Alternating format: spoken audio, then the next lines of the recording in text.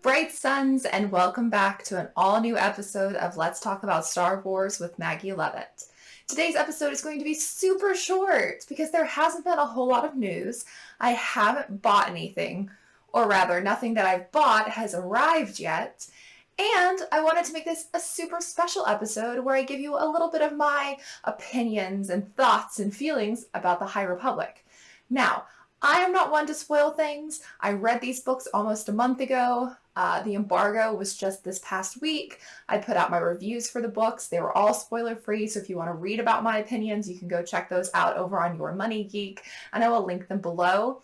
But also, because this embargo has lifted, I wanted to give a bit of a preview of what I plan to be talking about once we get into the actual High Republic here at the end of June and the end of July.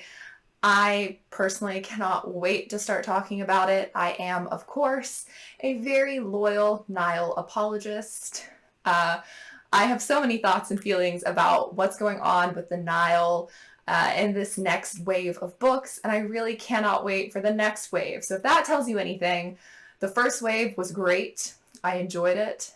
This wave is amazing, and the things that have been set up in this wave of the High Republic have me so excited about the potential of what's going to come with Phase 3, as well as with the new comic series that Daniel's going to be working on.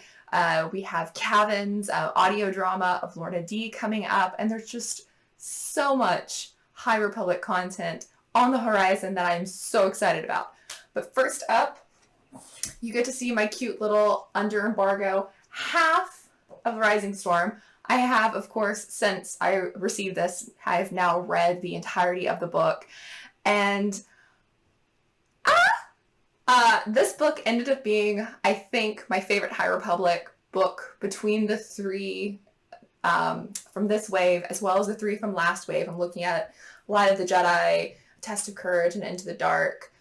I love those books in the first wave. I think A Test of Courage was my favorite last wave. But this one definitely takes the cake out of the comics, out of the books. This reigns number one for me. I cannot wait for everyone to get their copies at the end of June so we can deep dive and really get into discussing some of the things that happened in this book. But basically, loose plot is the Republic, with the assistance of the Jedi, are having this big fair on Valo, and the Nihil attack. Because, the Nihil, they find out they're not invited to a party, and they have to show up and wreck things. But if you remember from the last wave, I have some definite feelings about the Chancellor. So I can't wait to talk more about some things that happen. But this book really shocked me because I haven't really been jiving too much with the adult Jedi. I really enjoy what we've seen from the kids in both the young adult books, middle grade books, and the comics. But this was the first time that I was like, oh, Stellan Gios and Elzar Mann are definitely two of my favorite. And then we have Ty York that comes in, and she is just so incredible. I really think that a lot of people are going to end up really liking her character. But there were some things that happened with Elzar Mann in this book that I cannot wait to see Twitter just absolutely lose their mind over. If you've been paying attention to the High Republic authors, I think it was early January, but Cavan Scott definitely teased something that happens in this book. So I cannot wait to see Twitter just absolutely losing their mind over this book. And then, leaving the best for last, so much new Marchion Ro content. So much. There's so much I cannot wait to talk about. But overall, this book was just so good. And then next up, we have The Race to Crash Point Tower. I do recommend reading this book first and then following it up with this book because this is the middle grade kind of companion to this story. The events that happen in this on Valo are also happening in this book, and so you're kind of seeing the same events from a different perspective. I love the characters in this book. I loved Ram is such a fun character, and we get to see Vernestra again, who I just absolutely loved from A Test of Courage. And there was so much going on in this book. So many cool characters. We also see some of the characters that we love from the comics. And this one it was just so fun. A very fun, lighthearted read, kind of in the same vein of A Test of Courage last time. I absolutely loved A Test of Courage and what Justina Ireland did, and I'm loving what Daniel did with Race to Crash Point Tower. There's also some fun Nile content that made me really happy. There's a lot of fun stuff going on in this book. But I think my second favorite book in this wave is, without a doubt, Justina Ireland's Out of the Shadows. I love these characters. I love Vernestra so much. I loved getting to see her. I also loved Syl and Wreath. I really liked Wreath in Into the Dark, Claudia Gray's book, in the last wave, and so it was really fun to see Wraith again in this book. There's some really great Nile content in this book, and I just really like seeing the return of a character that was in Into the Dark. In the last wave, I really liked seeing her show back up again. I really feel like between these three books, Lorna D, who is Nile, has some really cool stories and like character development, building on what we got from the first wave. And so I'm really, really excited to see what Calvin Scott does with the audio drama for her that's coming out later this year. It's really got me excited to see like where this character is going to go. But I think I hate ranking books, especially like when I know the authors. But I have to say that I think that The Rising Storm and Out of the Shadows were my top two. But honestly, it's kind of like picking your favorite child. I like middle grade fiction. I like young adult.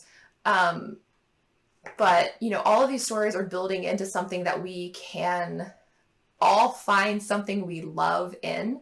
I think that's what's so neat about this High Republic era, is that for the first time in a long time, we are all, the sequel trilogy brought so many people either back to Star Wars or into Star Wars for the first time. And now we have this multimedia initiative that is allowing all of us to experience Star Wars anew.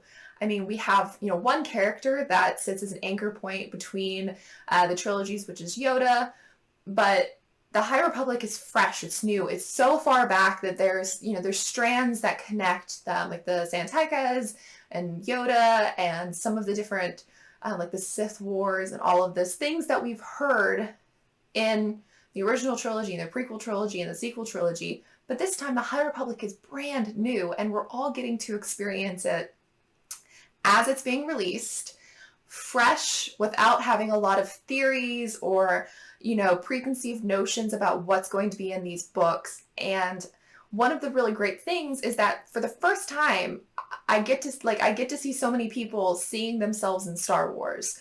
There's so many characters, there's so much diversity, there's so much representation in these books that it's really nice to go onto Twitter and see people talking about like being excited for Celebration because they finally have Jedi or characters that look like them.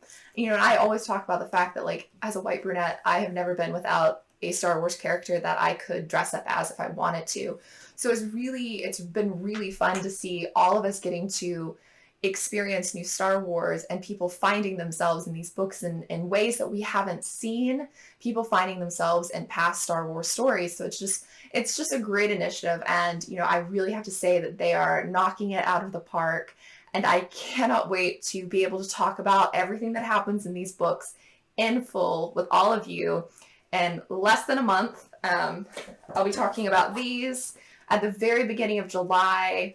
And then I will be talking about this one after it comes out at the end of July, because I want to give people time to read, experience it for themselves. I've been really proud that everyone's been trying their best to not share too many spoilers. Don't ruin it for people. Let people experience the High Republic for the first time on their own without everybody spoiling it. So I hope that you enjoyed today's episode. I hope this has gotten you really excited and hyped for the High Republic, because I know I am. I just cannot wait to talk about this with all of you. It's going to be killing me, but I will resist the urge to talk about it publicly until the books are released. If you happen to be like me and received an ARC and you're ready to talk about High Republic, please hit me up over on Twitter because I have so many thoughts and feelings and I just want to share them. Especially, I have a lot of Elzar Mann feelings. And of course, always Marchion Ro. But as always, stay safe, stay healthy. The Nile are always right. But as always, may the Force be with you.